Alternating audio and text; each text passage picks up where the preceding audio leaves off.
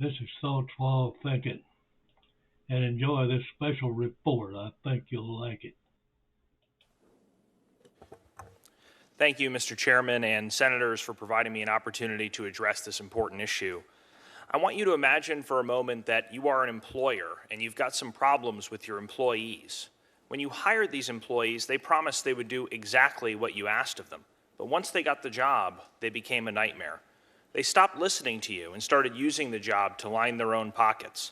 They took the company credit card and racked up more debt than you could afford to pay back.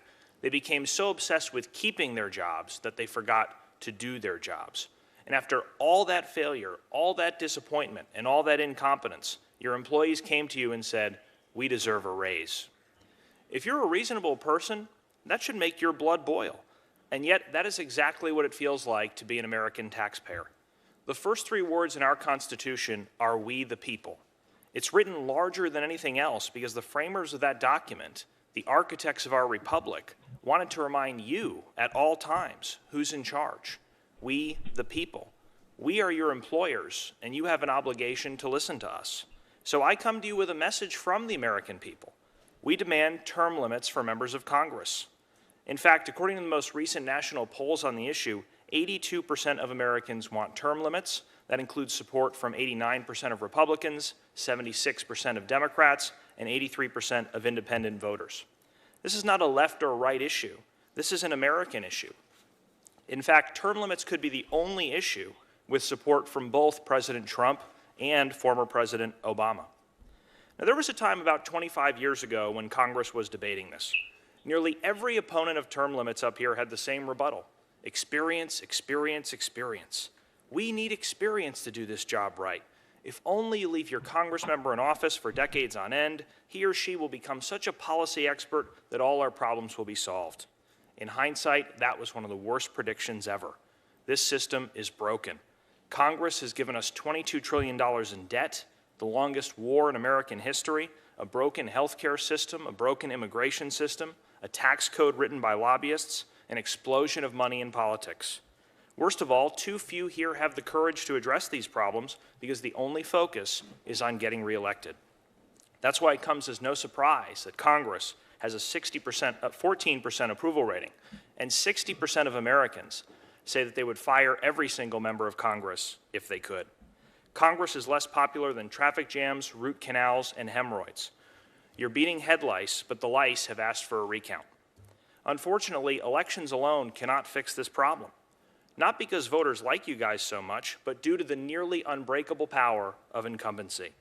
At the same time members of Congress publicly claim elections are free and fair, they secretly deploy every trick in the book to keep power. Incumbents get $9 in special interest money for every dollar that goes to a challenger. And if incumbents are having difficulty raising money, not to worry, they're allowed to send campaign-style mailers at taxpayer expense. That's to say nothing of all the free media and name recognition politicians naturally get just for being in office. The incumbent advantage creates a barrier to entry for everyday Americans without the connections to fund a campaign. It is the case for term limits. Elections may, in theory, be capable of dethroning incumbents, but that isn't how it works in the real world. Congressional incumbents have a 98% re-election rate. That probably explains why Congress looks more like a country club than a melting pot.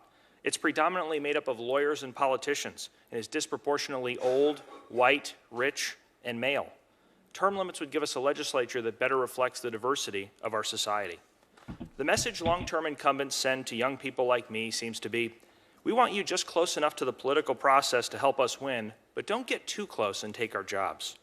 The American people have lost confidence in this Congress, and for good reason.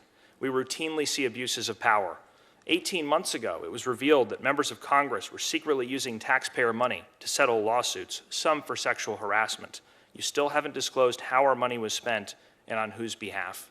So term limits is a check on arrogance, it's a check on incumbency, and it's a check on power.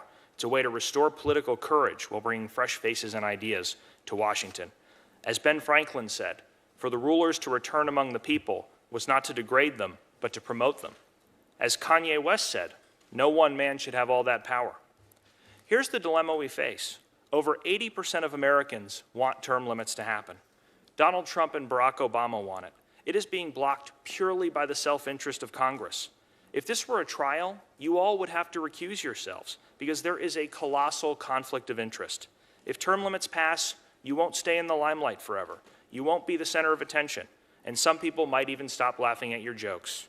You'll have to become ordinary citizens.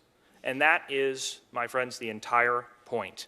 We're asking you to do what's right and listen to the people you represent. It's time to bring the gravy train into the station, end the reign of career politicians, and give Congress back to the people. Please support Senate Joint Resolution 1 for term limits. Thank you. Thank you.